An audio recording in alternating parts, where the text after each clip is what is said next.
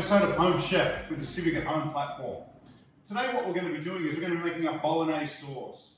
That is the base for our spaghetti Bolognese, and I'll also show you guys how to turn that Bolognese base into a lasagna. But first, what I need you guys to do is go and get some pantry items. So in our recipes, the pantry items are the items that aren't included in our box.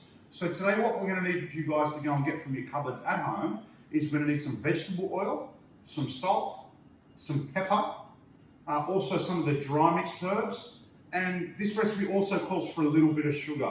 I know the recipe says brown sugar, but if you guys have some white sugar, raw sugar, caster sugar, that should be fine also. The utensils that I'm going to need you guys to get ready and go and get for today is, first of all, we're going to need a chopping board, a large cook's knife, a smaller paring knife or a utility knife of some description. We also need our tablespoon and our teaspoon measurers, and we need a heat-proof spoon for cooking. So whether that's a wooden spoon or this new plastic style spoon, that's fine. Just make sure it's heat-proof. We really don't want it melting in your hands and dripping everywhere.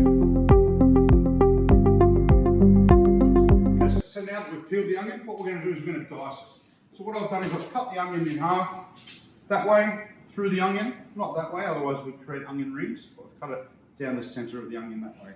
Now the easiest way and best way to dice it is just, we go through the onion this way first. So starting at the front, and we'll just slowly go through. Remember not to cut all the way through. We still want to leave a little bit on the end there. So I haven't cut it all the way through. Leave a little bit on so the onion's still got something to grab onto, and it's not going to fall apart everywhere when you're trying to dice it. Okay, so we just make some slices that way, probably about maybe a centimetre or half a centimetre apart. And then what we'll do is we're going to go through this way now. So I started cutting from this angle all the way through, that's the front. And we're going to cut the same way from the front, but through that way of the onion. If you guys can see it at home there. Now that I've done those across cuts and down cuts, we're going to go this way across the onion. And that'll give you a nice dice. Just go nice and slow, guys. You don't want to cut yourself. And see how I keep my fingertips tucked in? That's what we want. Okay, because we really, really don't want to cut ourselves. Okay, and there we have it. We have diced onion.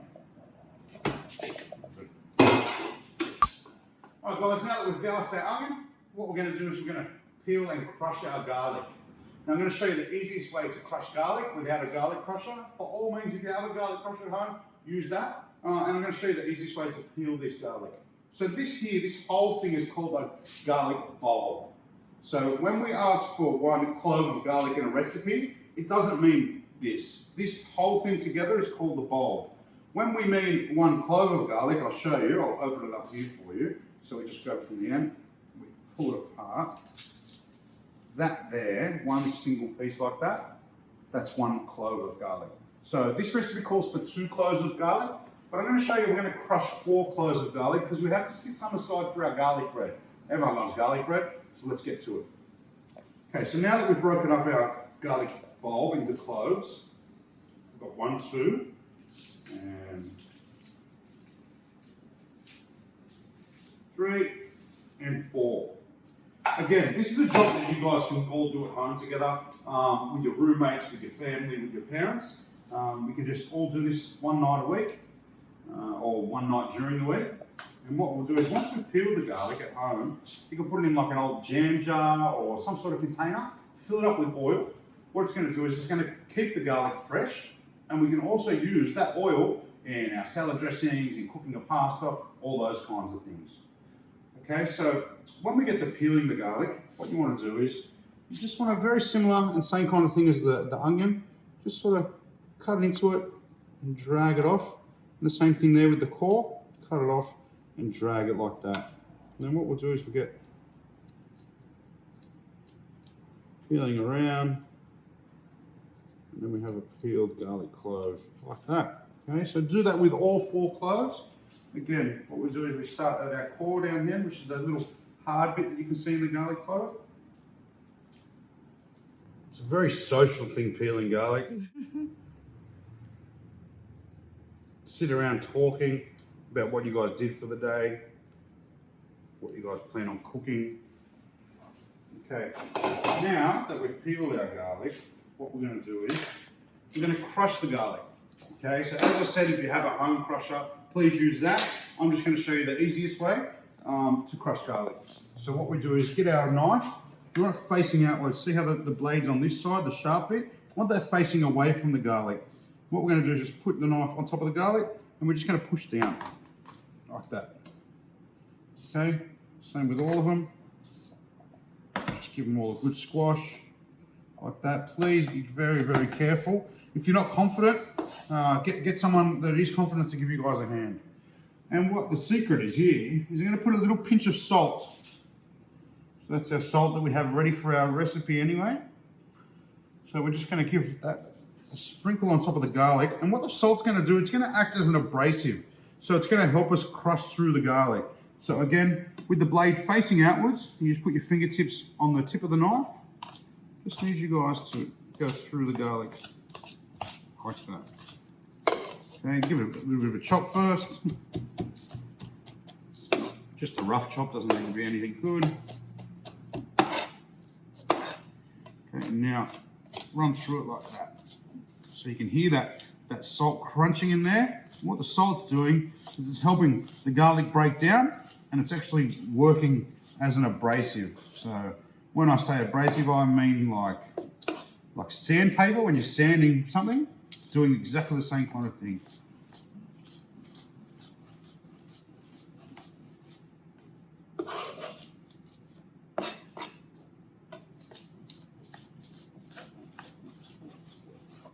And there we have it, crushed garlic. So if you have some garlic at home already, as in the tube or in a jar, I know a lot of our supermarkets these days sell it already pre-crushed. Use that by all means. I'm just showing you how you guys do it fresh. And to be honest, fresh garlic is the best, but you can use whatever you like.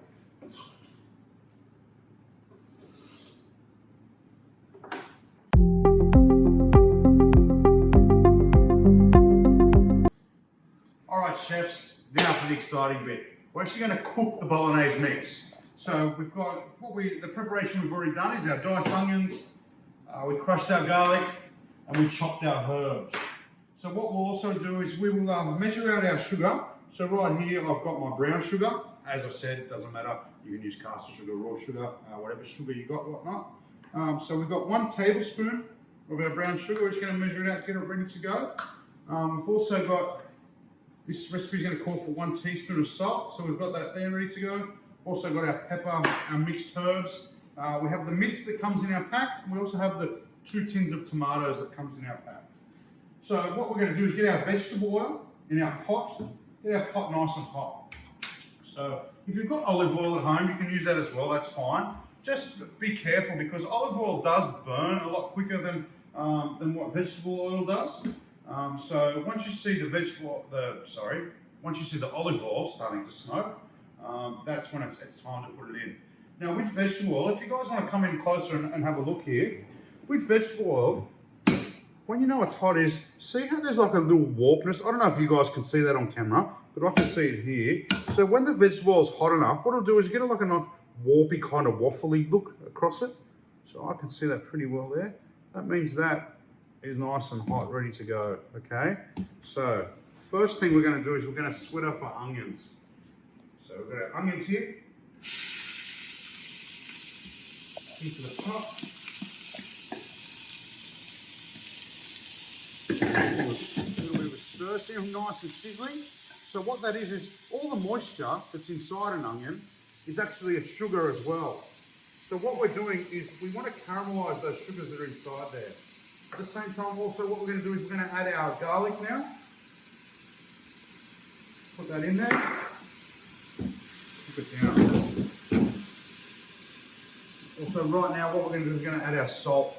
So when we put our salt into our onions, what that's going to do is the salt's going to draw the moisture out of the onion, and in that moisture that's where all the good stuff is, like the sugars and all those kind of things. So what's going to happen is the heat is going to caramelise all that sugar. And that's where we get the nice flavour.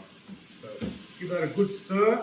Now we're cooking until the onions are translucent. So translucent means they're starting to look a little bit see-through, okay? So when the onion was raw, it was really like a nice white color. Now what the onions are doing is they're starting to turn sort of translucent-ish. So we'll give it a bit of a couple of turns of pepper, maybe, I don't know, 4 or 5, 6, 7. Depends how much you like your pepper. I like my pepper, so I'll give it a few more. So what we're doing is pepper got me. That's a good one. Definitely enough pepper. So we're just stirring that nicely.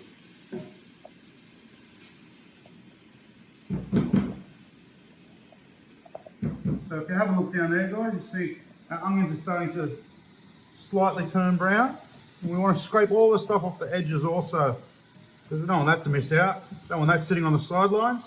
That stuff needs to all be included with the rest of it.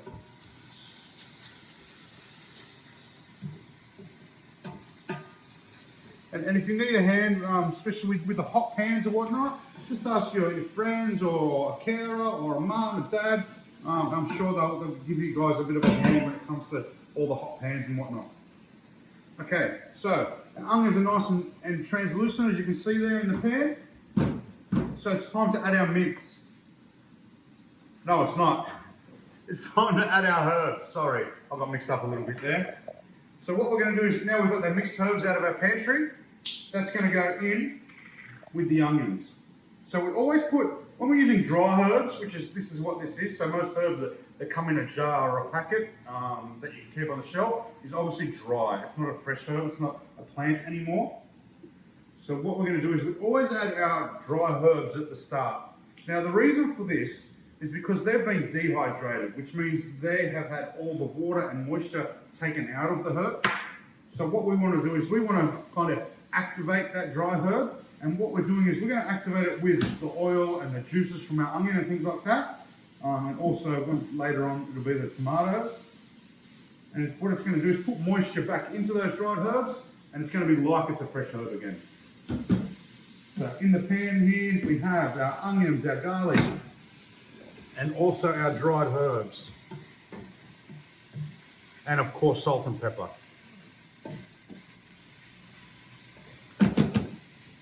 So salt and pepper goes with everything. So when someone says to season something, what they're generally meaning is to put some salt and pepper in there. Salt and pepper enhances flavours, and as I said before, with salt it draws moisture out, and when you're cooking it, just gives it a nice flavour and kind of gives it a stronger effect. So now we've done that, we're going to add our mince. So this is 500 grams of beef mince, which you got out of your pack. Okay, so what we're going to do is we're going to break up our mince. Now, this is a real personal choice here. I like to have a smooth bolognese. I'm not really into a chunky bolognese, but this is up to you guys. If you like a chunkier kind of meatier bolognese, don't break your mince up as much. So you can see here, what I'm doing is I'm actually breaking the mince up. If you want to come in here and have a better look, you can see that I'm mixing and incorporating it all in. Remembering, don't forget about all our mates up here on the side of the pan. We want to get them involved as well. Okay, so what I'm doing is breaking the mince up. Now, I like to break it up so it's fine. But if you, as I said, want a larger, kind of chunkier bolognese, don't break it up so much. Kind of leave it kind of, you know, like a meatball size. If you like, you can do that. All right, I like a smoother bolognese.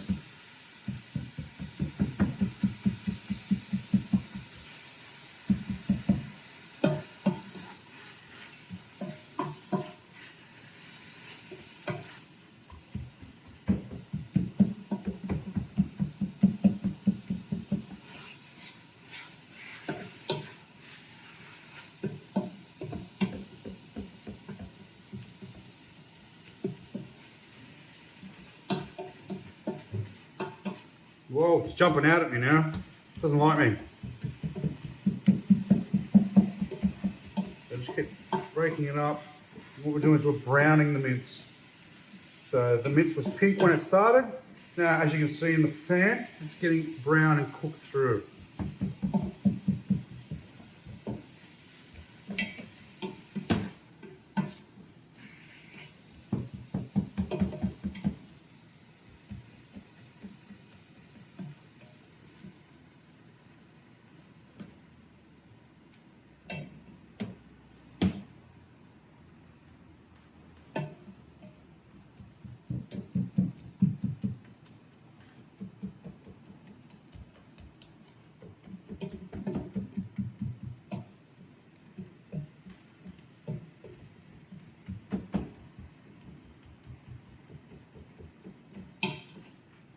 I'm going to keep stirring it while you're crushing it up. Get it nice and chopped through. Remember our mates on the side, we don't want them catching on the side and burning, so pushing them back down into the mix also. Like so.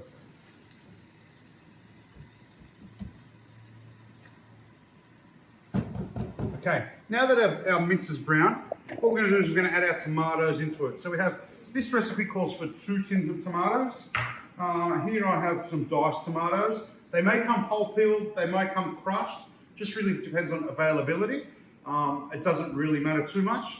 If they are whole peeled, I just need you guys to kind of mash it up like you did with the mince. But these ones are diced, so they're ready to go. I'll try and get you guys the diced ones if I can, but sometimes they're not always available. But we'll make do with what we have. Okay, so what we're going to do is we're going to add our 2 tins of tomatoes. 1, 2. Remember, if you have a struggle getting the tins open, just ask your carer, or your mum, your dad, your brother, your sister, just to open these up for you guys before you go. You can even tip them into a bowl ready to go for you. Okay, so what we're going to do now is we're going to stir our tomatoes around and get them incorporated in there with the mince. Remembering our friends on the side, we want to push them back down into the mix and get that going.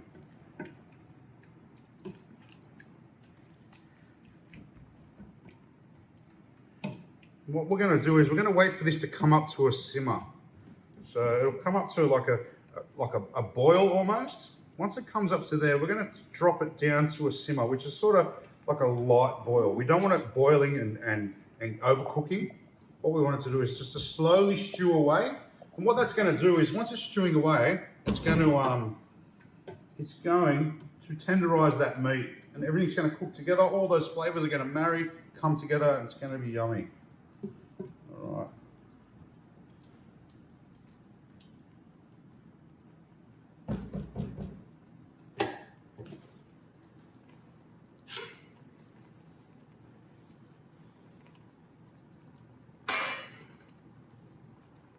So you see now it's starting to come up to a faster simmer. You can see the bubbles starting to get more and more around there on top of the sauce.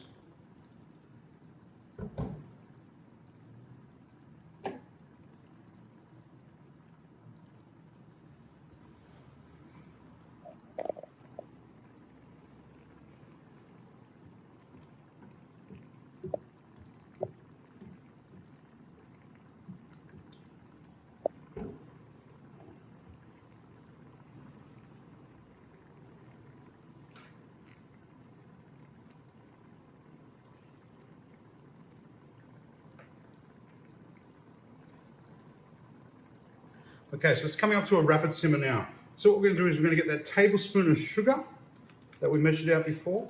I'm using brown sugar, but guys, seriously, that doesn't matter too much. If you have brown sugar, definitely use that. It's just got a bit of a deeper, richer flavour to it. So we're going to put it in there, and we're going to stir it around.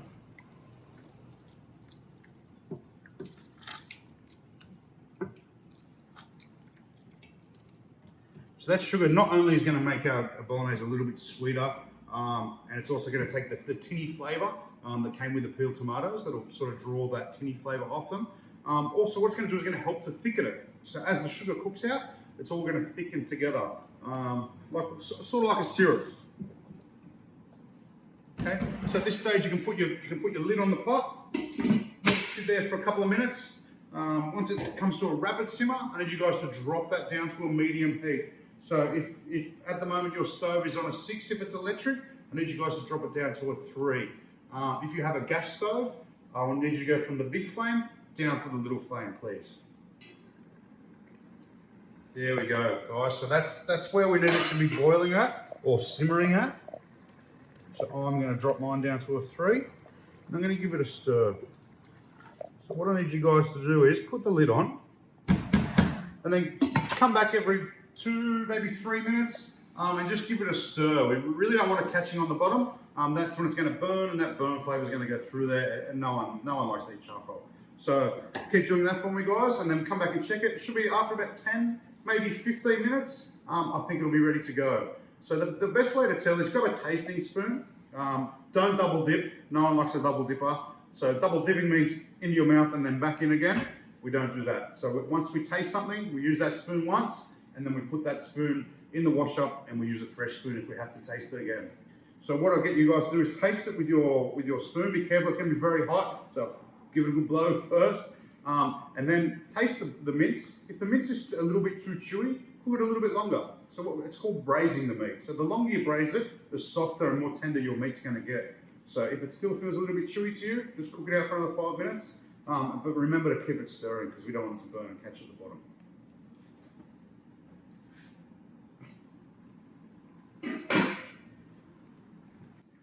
All right, chefs, this has been simmering for about 15 minutes now. So what we're going to do is we're going to turn the lid off, make sure we're giving it a stir. Everyone's come back and giving it a bit of a stir every couple of minutes. Otherwise you're going to find it's going to be burnt at this stage or stuck to the bottom. Now that's come along very nicely there. If you want to come in and have a look at my one, just to see where it's gotten to now, see how it's got a little bit thicker. A lot of the water that was in those tomatoes is now cooked off as well. So when someone says they're reducing something, a lot of the time is what you're doing is you're cooking out the water. So when water gets hot, it becomes steam. So what you've got coming out of that now is steam. So that steam is all the water inside. The less water that's in our sauce, the more flavorful it's going to be.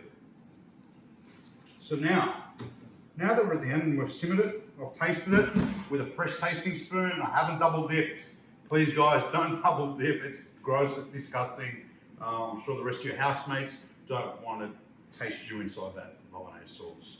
Okay, so what we're going to do is we're going to add our fresh herbs at the end. So here I've just in your packs included some parsley, but as I said, if you have some fresh oregano or fresh basil in your garden, please include it in the parsley, and this is the time that we add it. Now, the reason I add the fresh herbs at the end is because what we want to do is keep it a fresh flavour. If we put it in at the start, it's going to cook it out. But also what's going to happen is the oils that are inside this fresh herb are going to infuse with the rest of it. So as we cool it down from a cooking temperature, which will be up here, down to where we eat it, so it doesn't burn our mouth, in between this gap of cooking and down here to eating, when it drops down in temperature is when it gets colder in temperature. What it's going to do is the flavours are going to slowly come out of the fresh herbs, the basil, the oregano, the parsley, whatever it is you've got in there, and then it's going to sit here where you eat it, and it's going to be nice and perfumey, and all those oils and all the yummy stuff inside those herbs have come out and they're inside our sauce now. So just remember that, guys. Dry herbs first. The reason is because we're going to reactivate it, put some moisture back in, and then fresh herbs at the end, because we don't want to overcook them and we want to keep them nice and fresh and real perfumey. So the word there was infuse, which means flavours coming out of one thing and back into the other. Okay, so let's set this aside and let's get on with our next step.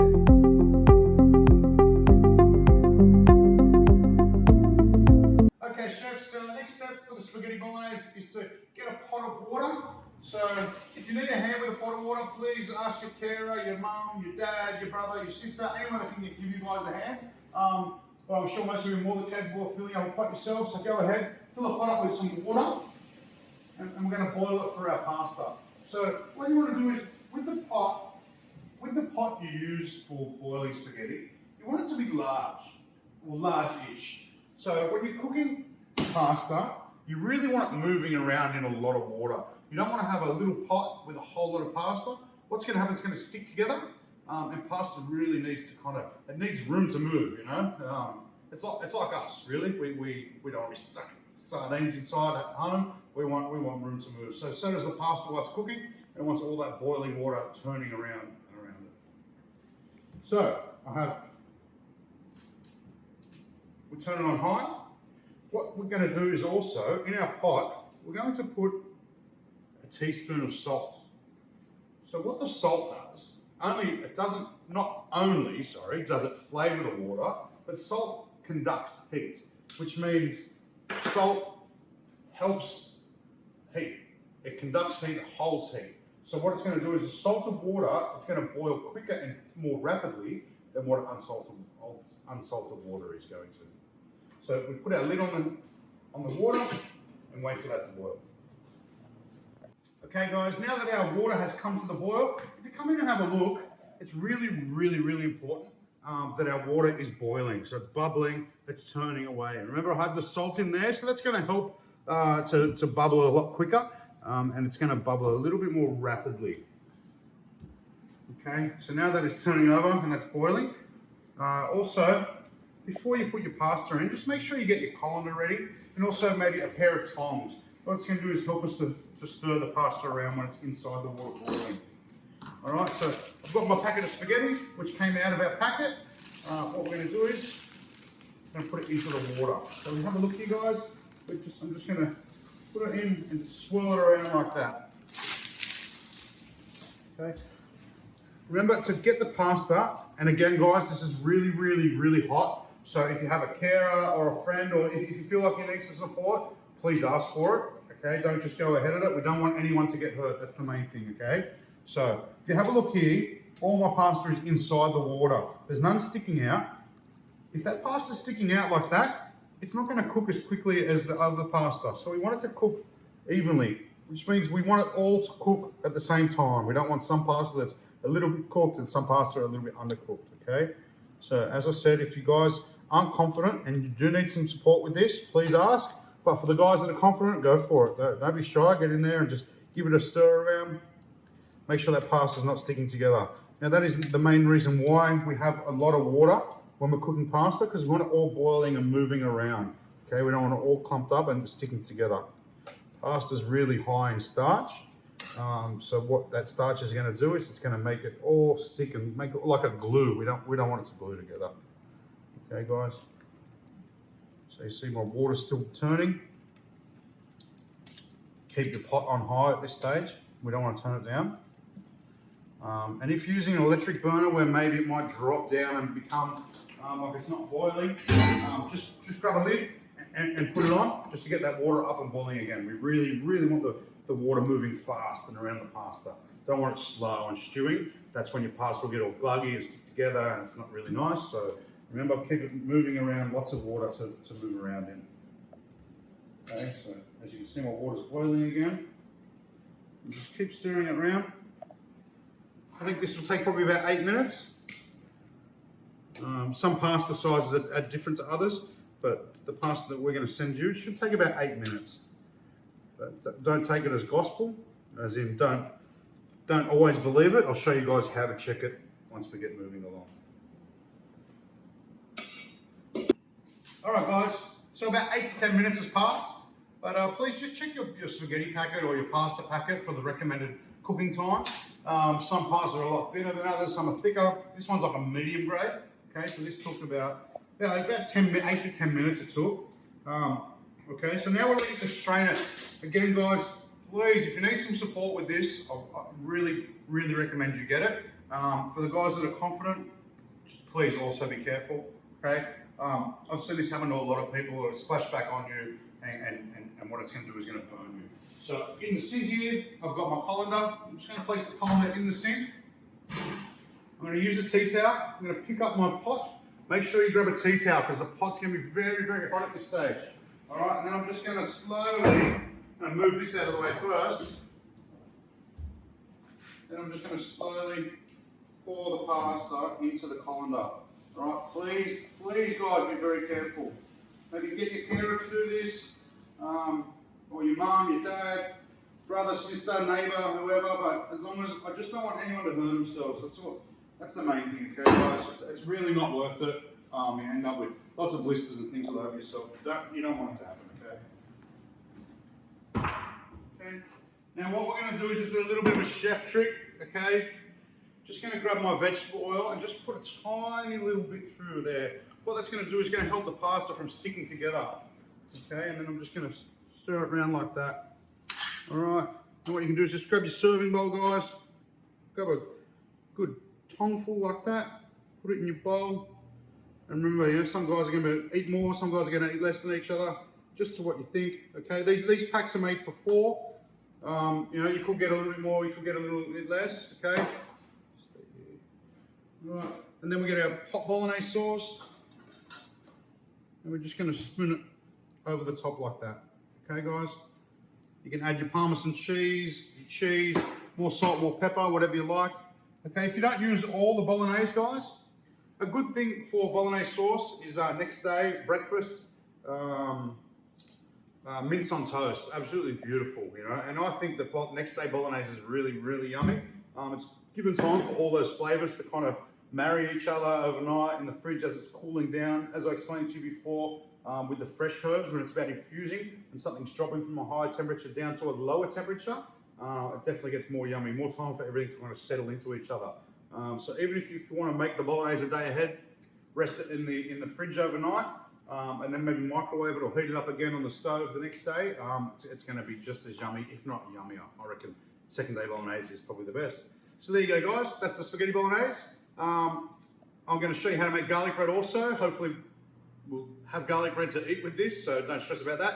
And enjoy. Sit around the table and have a nice dinner together. Thank you very much. See you again for Chef at Home, Home Chef, Civic at Home. Thank you.